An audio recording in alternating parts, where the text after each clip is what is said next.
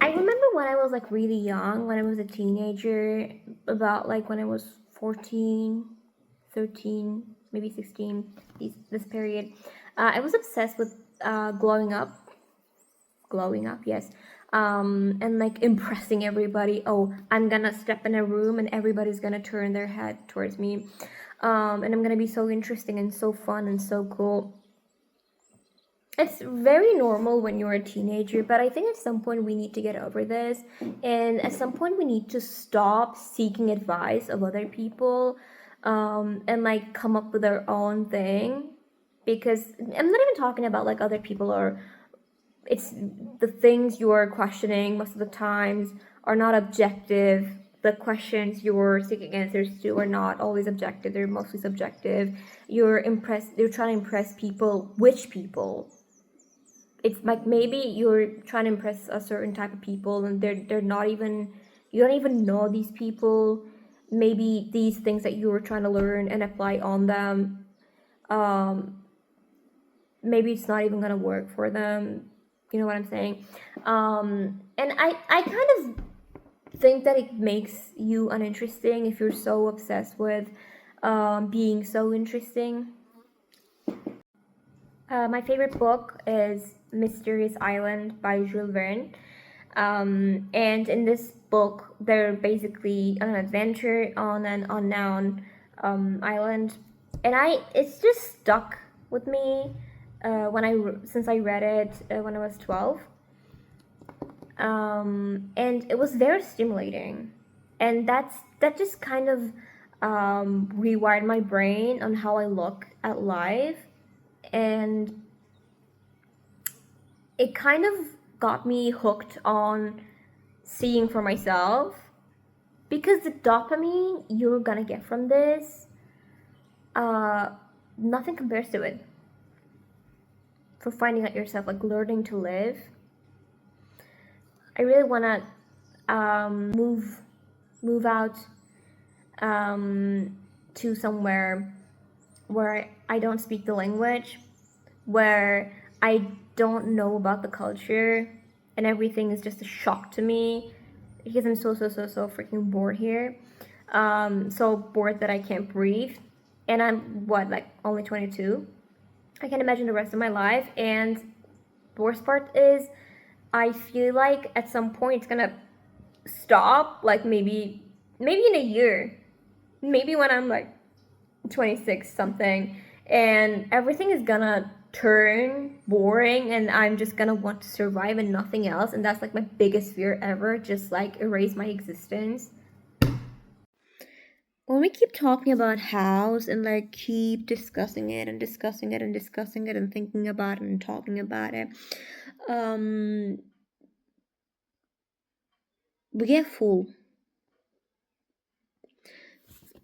and like we are kind of, we're not satisfying the hunger, we're just kind of forgetting about it, or it just dies down,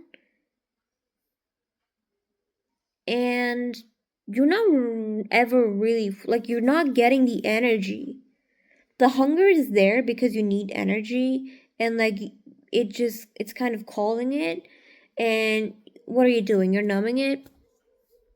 In general, I think we weren't made to talk that much. Ironic, I know, I talk a lot, but I mostly talk for the hell of it, not to reach a conclusion, because reaching conclusions, I think, should be mostly by doing, like through actions instead of words. That's more reliable, anyways. And we should stop having forming ideas based on observations only, or observations of other people's observations, and get our bodies or like physical realities involved with the real world. And I'm not saying everybody should produce and make something with their hands, everybody should know how to make bread and stuff like that. But it's not really about producing something or consuming. It's more so than it is about uh, letting your ego get hurt time and time again, so that you actually uh, grow to be a strong person, strong enough to come up with your own solutions and like figure things out by yourself. Why is it so important? Because especially in the modern age where we have grown so um individualistic, and we are no longer really relying on community, we feel alone. That takes to be a really strong person, especially if you're sensitive, especially you miss your mommy a lot whenever you're in difficulty. You should really let your ego get hurt and do difficult things. You should force yourself to do difficult things. um it doesn't just let you grow, but also makes you an interesting person. Because who's an interesting person? An interesting person is someone who takes interest in things, a variety of things. Um, and if the only thing that you're taking interest in is yourself, you are boring.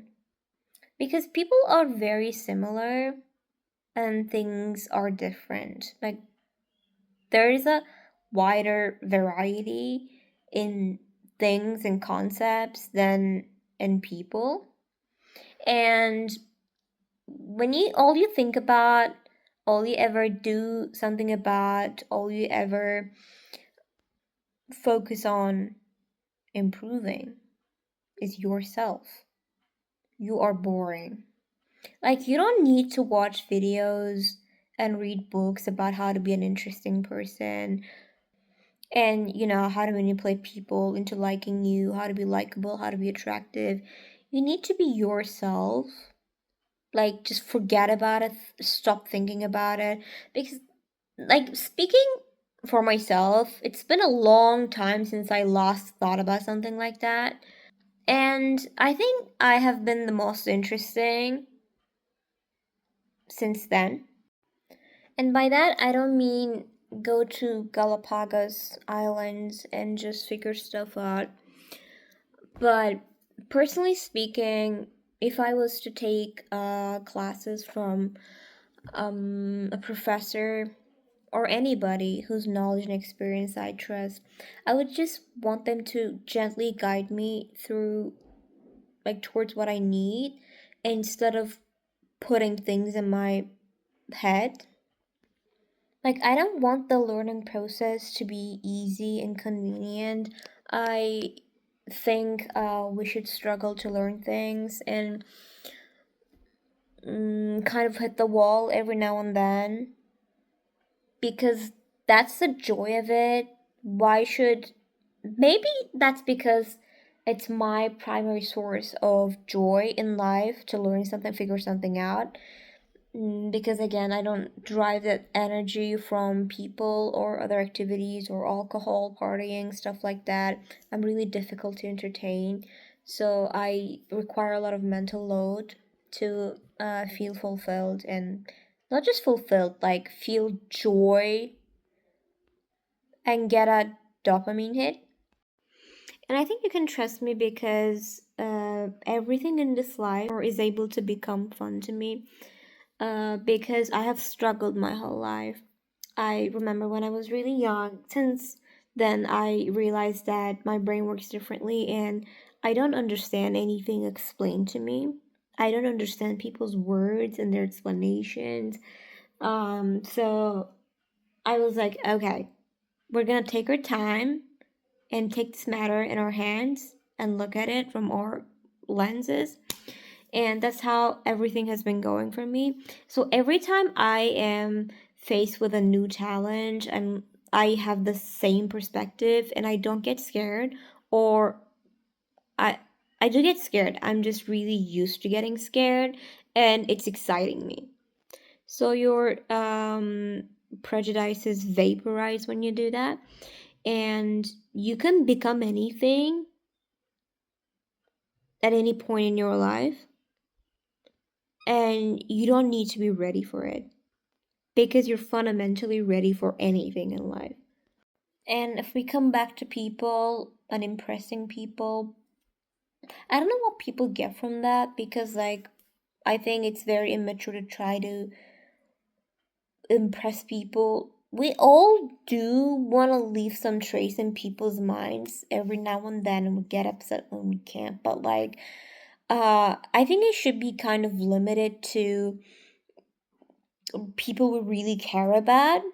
And if you are not impressed by someone, you shouldn't care about impressing them, of course. And you should be really chill about it. But when you try, people can tell. And the only type of people that I'm impressed by is brave people, people who are not afraid to be themselves and don't care how they're perceived. Paradoxal, right? But like, I don't want to watch people like a show, and I don't want people to give me reviews about themselves, and I don't want to read people. I just want to experience life, and people who will make it fun or not bore me while I do that. And that's the type of people that I want to accompany me. And that's it. That's my definition of interesting people, or people that